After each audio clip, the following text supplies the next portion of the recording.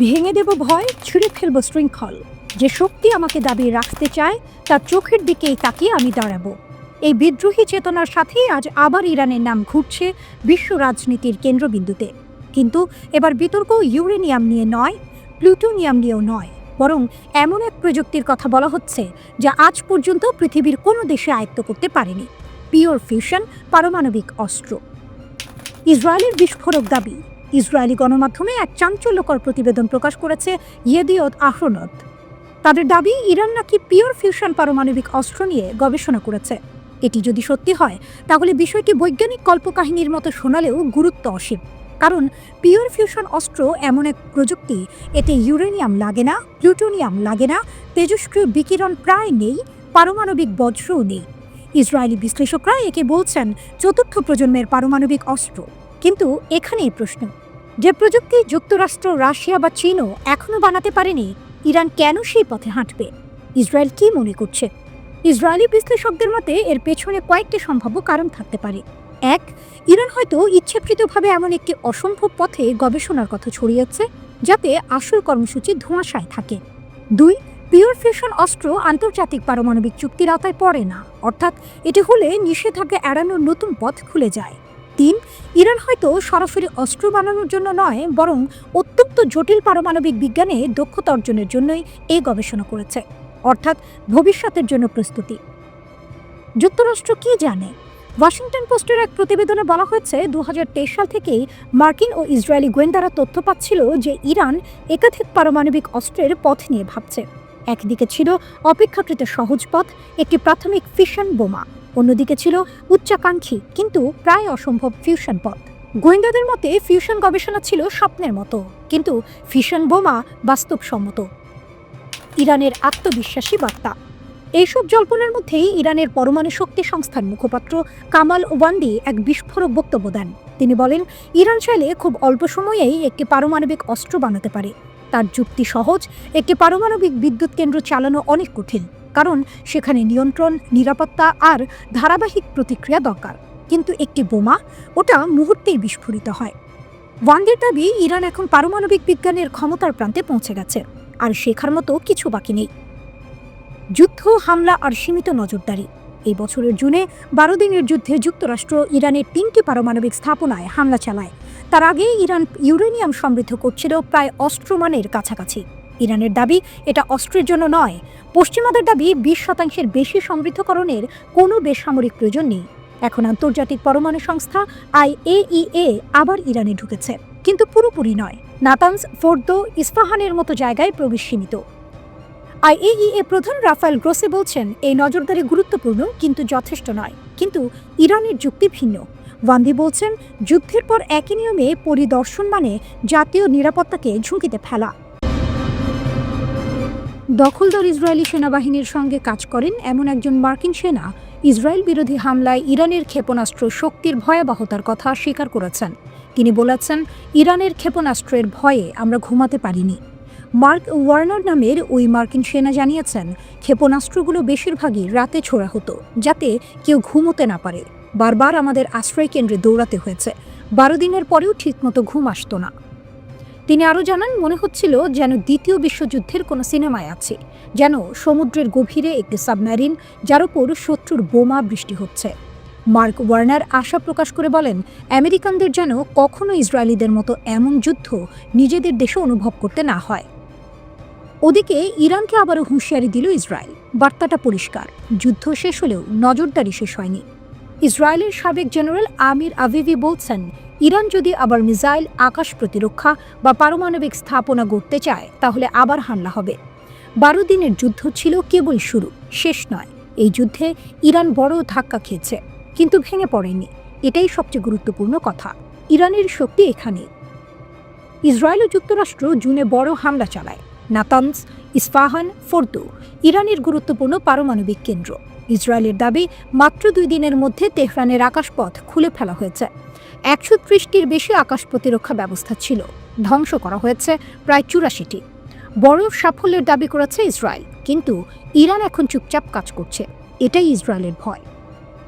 General আভিভি বলছেন, Israel মিনিটে মিনিটে নজর রাখছে। 3টি রেড লাইন টানা হয়েছে। এক, ইরান যদি আবার উন্নত আকাশ প্রতিরক্ষা বসায়। 2, ইরান যদি ব্যালিস্টিক মিসাইল বড় আকারে উৎপাদন শুরু করে। 3, ইরান যদি পারমাণবিক অস্ত্রের পথে হাঁটে। এই তিনটির যে কোনো একটি আবার যুদ্ধ ডেকে আনবে। কিন্তু এখানেই প্রশ্ন ওঠে, ইরান কি এত সহজ? ইরান বলছে তাদের পারমাণবিক কর্মসূচি শান্তিপূর্ণ, মিসাইল কর্মসূচি প্রতিরক্ষামূলক, আর বাস্তবতা ইরান এখনও অঞ্চলের সবচেয়ে বড় মিসাইল শক্তিগুলোর একটি। হুথি, হিজবুল্লাহ এগুলো শুধু নাম নয়, এগুলো ইরানের কৌশলগত বাহু। যুদ্ধের সময় ইরান সরাসরি আঘাত হেনেছে, ইসরায়েলে বেসামরিক মানুষ মারা গেছে। এটাই প্রমাণ ইরান কাগজে বাঘ নয়। ইসরায়েল বিজ্ঞানীদের লক্ষ্য করেছে, কারখানা ধ্বংস করেছে, গোপন বাহিনী IRGC এর শীর্ষ কর্মকর্তাদের হত্যা করেছে। তবুও ইরান টিকে আছে। বেঁচে থাকা বিজ্ঞানীদের নিরাপদ স্থানে সরানো হয়েছে, গবেষণা ছড়িয়ে দেওয়া হয়েছে। এই কাজটাই শক্ত রাষ্ট্র করে। এখন শুরু হয়েছে নতুন অধ্যায়, গোপন হামলা, সাইবার আক্রমণ, গোয়েন্দা তৎপরতা। ইসরায়েল লেবানন ও গাজায় হামলা চালাচ্ছে, আর ইরান বলছে আমরাই জয়ী। পরের বার জবাব আরও কঠিন হবে। ইসরায়েলের জবাবও প্রস্তুত। এইবার সরকার পতনও আলোচনায় আসতে পারে। কিন্তু ইতিহাস বলে ইরান চাপ সহ্য করতে জানে, ভাঙে না, পুনর্গঠন করে। এই দ্বন্দ্ব থামেনি, শুধু রূপ বদলেছে।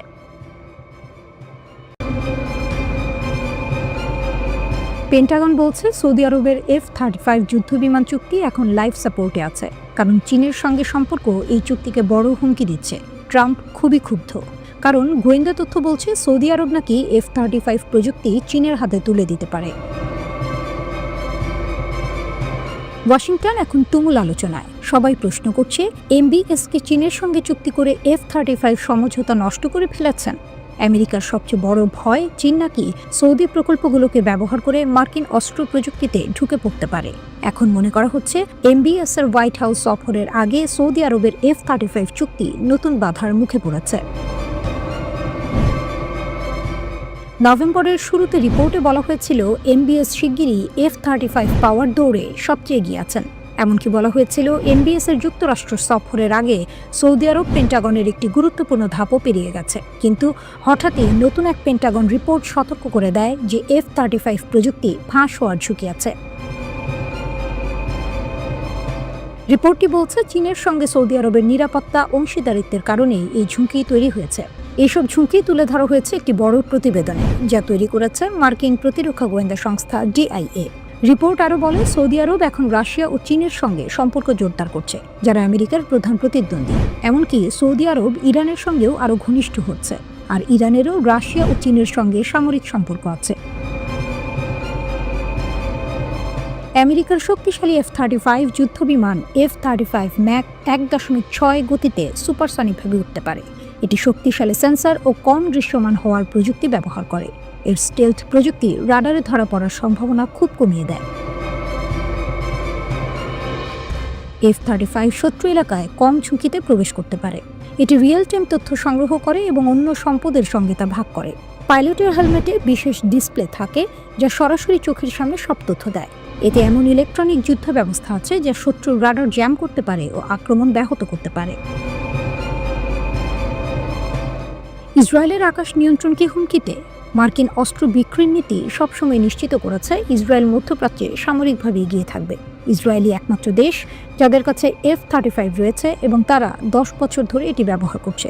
এর আগে উপসাগরীয় দেশগুলোর কাছে F-35 বিক্রির আলোচনা হয়েছিল, কিন্তু একই ধরনের উদ্বেগে তা থেমে যায়।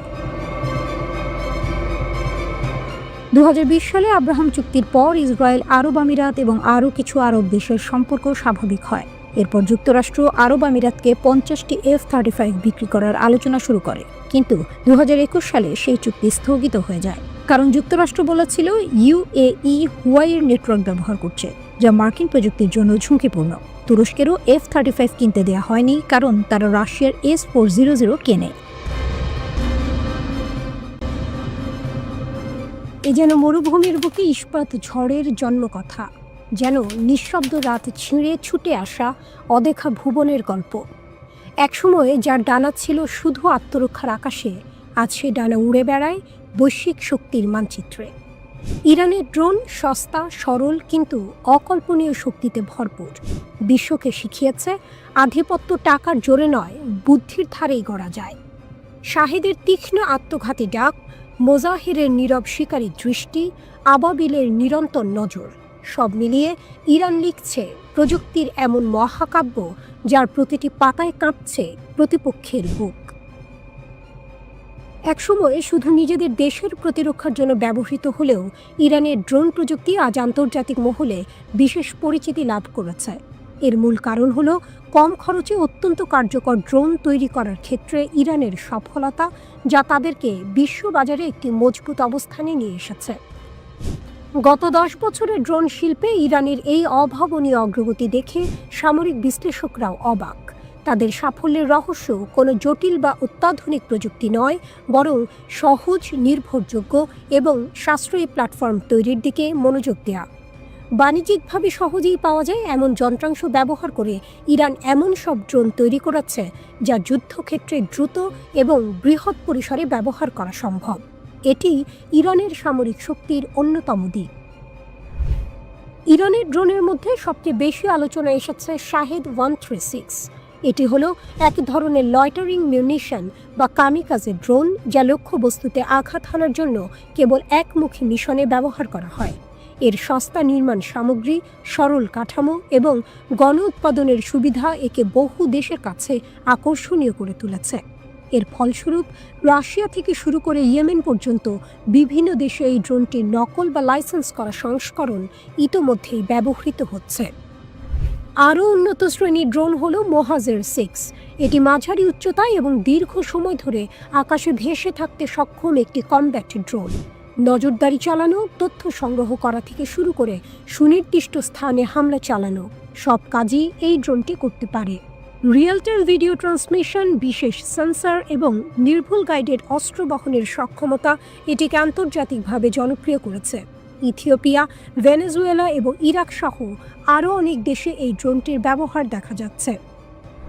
শুধুমাত্র হামলাই নয়, নজরদারি ও তথ্য সংগ্রহের জন্য তৈরি আবাবিল 3 ড্রোনটি ইরানের প্রযুক্তির আরও একটি গুরুত্বপূর্ণ ধাপ।